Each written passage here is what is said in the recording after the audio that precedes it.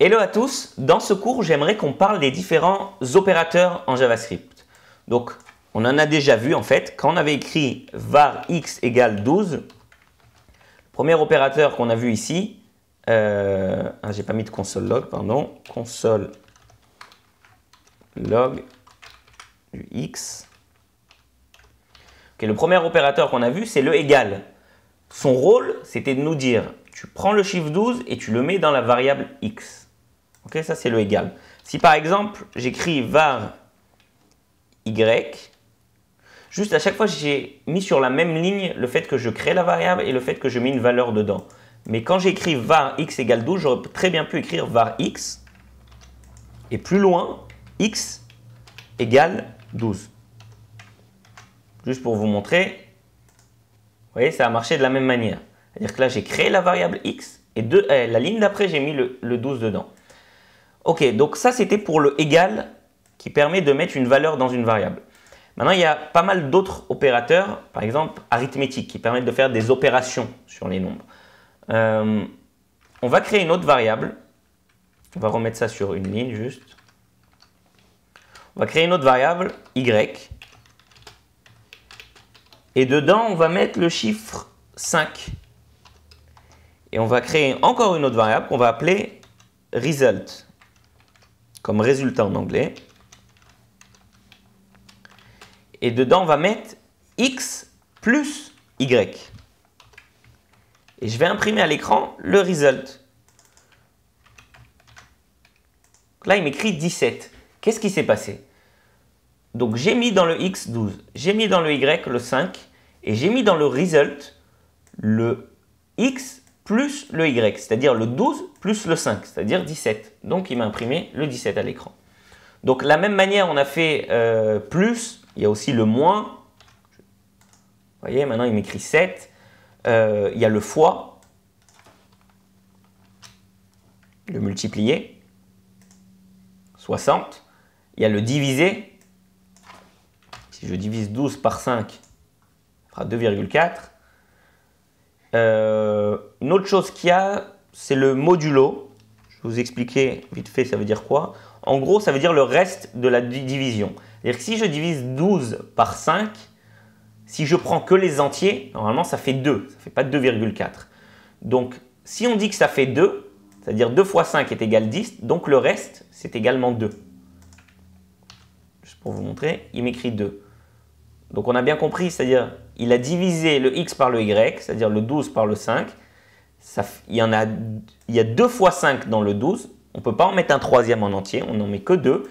Mais le reste qu'il y a ensuite, c'est-à-dire que 2 fois 5, ça fait 10. Et 12 moins 10, ça fait 2. Donc ce reste-là, le 2, c'est ça le modulo. Okay, c'est ça le signe qui est utilisé pour le modulo. Ok. Une autre chose qu'on peut faire, c'est les plus plus et les moins moins. Donc si là, par exemple, j'écris x plus plus,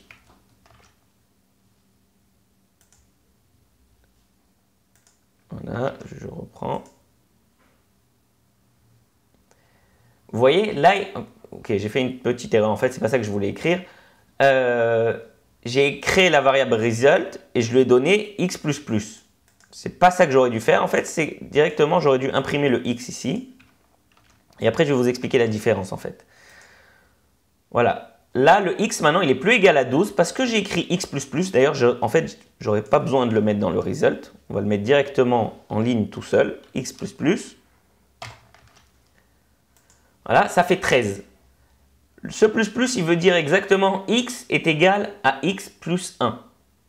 Ok? La même chose avec moins moins. C'est juste un raccourci d'écriture. Et maintenant, il m'écrit 11. Maintenant, je vais revenir sur ce qui s'est passé juste avant. J'avais créé une variable result dans laquelle j'ai écrit result est égal à x plus plus. Donc là, en théorie, on aurait pu s'attendre à ce qu'ils me disent x plus plus, donc ça veut dire x est égal à x plus 1, 13. Donc result, normalement, il aurait été censé être 13. Or, result, il est 12. Pourquoi? C'est tout simplement que d'abord, il a mis le x comme il était dans le result, c'est-à-dire x, il était égal à 12, donc le result est égal à 12. Et ensuite, il a fait le x est égal à x plus 1, c'est-à-dire que le x, lui, vraiment, il sera égal à 13. Pour vous montrer, le x est vraiment égal à 13. Mais c'est une histoire d'ordre. Si j'avais voulu que le result contienne le résultat de x++, j'aurais dû inverser et écrire plus plus x. Et là, mon result, il est bien égal à 13. Parce que là, ça veut dire que d'abord, il va me faire le x est égal à x plus 1 et ensuite, il va mettre le résultat dans le result. Ok, donc voilà pour quelques opérateurs arithmétiques. Une autre chose qui est utilisée pas mal, c'est le fait, un raccourci d'écriture qui permet de dire, je vais vous montrer directement un exemple, là on va juste créer la variable result et on va la remplir avec rien du tout. Et ici, on va écrire, c'est quoi, on va même l'enlever, le result. Et on va directement parler sur le x, ce sera encore plus simple. Ok, on va faire, donc on avait dit qu'on pouvait faire x++, pour vous rappeler, si j'écris le x là, donc x++, x il est égal à 13. Maintenant, j'aurais très bien pu écrire x est égal à x plus 1. Ça m'aurait donné exactement la même chose, le 13. Maintenant, encore une autre façon dont j'aurais pu écrire ça, c'est x plus égale 1. On va l'écrire comme ça.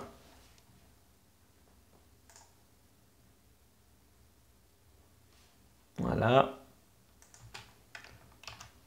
Et là, ça me fait également 13. Si j'avais écrit x plus égal, par exemple, c'est quoi, on va créer une autre variable, var y égale 5. Si j'avais écrit x plus égal y,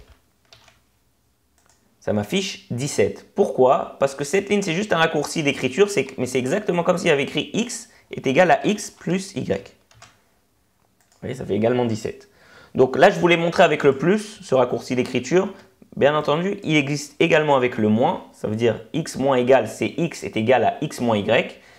Il existe avec le fois, avec c'est-à-dire le multiplier, la division. Il existe avec tous les opérateurs arithmétiques qu'on a vus. Ok, donc là, jusqu'à présent, on parlait sur des nombres. Vous avez vu tout à l'heure, quand on parlait des strings, que le plus n'a pas la même fonction sur les strings. C'est-à-dire que sur les strings, on va faire string 1.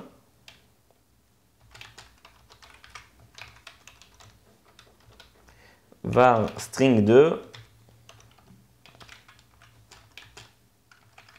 Non.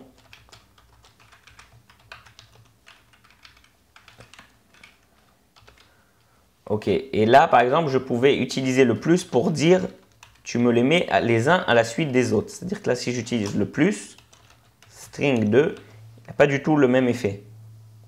Il va juste m'écrire à la suite hello plus John. Tout simplement, on ne peut pas faire hello plus John. Donc là, il les met les uns à la suite des autres. Et si j'avais voulu mettre au milieu une autre string avec un espace dedans, j'aurais fait comme ça. Et voilà. Donc voilà pour les opérateurs.